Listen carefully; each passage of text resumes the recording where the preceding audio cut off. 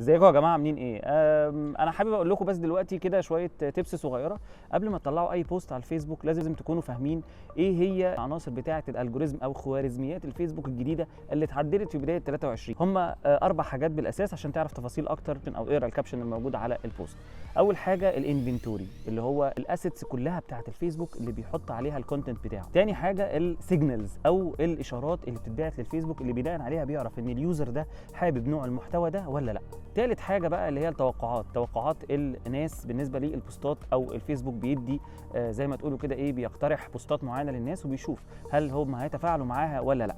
واخيرا السكور، الفيسبوك بيعمل سكور لكل بوست بينزل عندك او البيجات التانية بتنزله، وبيبدا بناء عليه يحدد اذا كان يظهر البوست ده لناس تانية ولا لا.